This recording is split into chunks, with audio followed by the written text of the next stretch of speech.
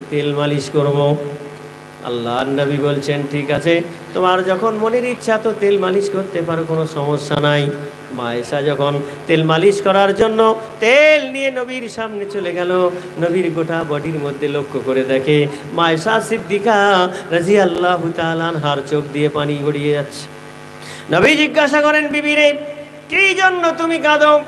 ইয়া রাসূলুল্লাহ, ইয়া হাবিবাল্লাহ, হুজুর, আপনার এত সুন্দর চেহারার মধ্যে আমার আল্লাহ একটা মশা মাছি বসার বডিতে পারমিশন দেয় না। ওই বডির মধ্যে এত কালো কালো অসংখ্য অগণিত দাগ কেন আছে হুজুর? আপনি তো আল্লাহর নবী, আল্লাহর কাছে যদি আপনি দোয়া করেন, আমার মালিক খুশি হয়ে আপনার গোটা বডির কালো কালো দাগগুলোকে আল্লাহ পরিষ্কার করে দিতে পারে। বলেন সুবহানাল্লাহ। আল্লাহর নবী কেঁদে ফেললেন। বিবি আয়েশা রে, এই দাগের কথা আমায় জিজ্ঞাসা করো না, এই দাগের জন্য আমি অনেক মেহনত করেছি বিবি। সঙ্গে সঙ্গে আল্লাহর নবী বললেন, এই দাগগুলো তায়েফবাসীদের কাছে আমি যখন কালেমার দাওয়াত নিয়ে গেলাম।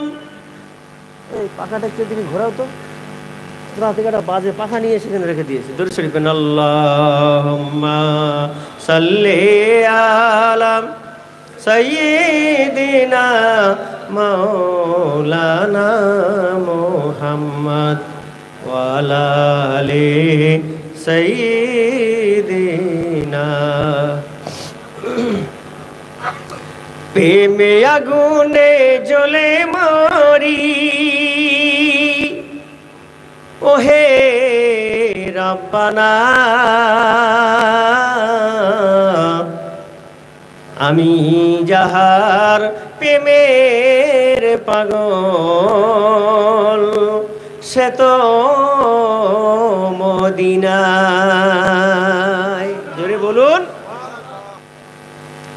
ওগো মায়ামিনা, তোমার কুড়ে ঘরে, ওগো মায়ামিনা, তোমার কুড়ে ঘরে, রহমত খোদার পড়ে ঝরে ঝরে। আরো বেরি বুকে যখন অন্ধকার ছিল, তোমার আশারে আগমনে আলো হয়ে গেল। জোরে বলেন, আরো বেরি বুকে যখন অন্ধকার ছিল, তোমার আশারে আগমনে আলো হয়ে গেল। তুমি যে খোদার হাবিব নবী কামলিওয়ালা, তোমাকে রসূল করে পাঠাইলেন আল্লাহ।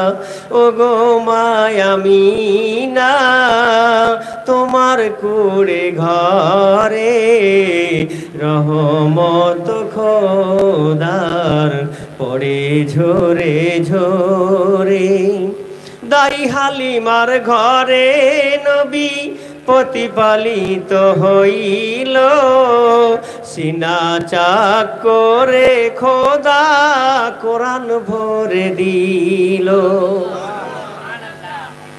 দাই হালিমার ঘরে নবী প্রতিপালিত হইল, সিনা চাক করে খোদা কোরআন ভরে দিল।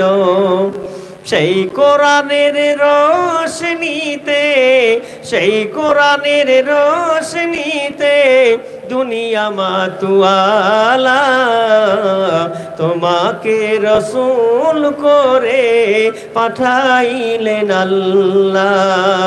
ওগো মায়ামিনা, তোমার কুড়ে ঘরে, রহমত খোদার পড়ে ঝরে ঝরে। আমার ভাইরা, যুবক জওয়ানেরা, সেই নবী বলেন, বিবি আয়েশা রে, এই দোয়া মোসার জন্য যদি আমার মালিকের দরবারে আমি হাত তুলে দোয়া চাই,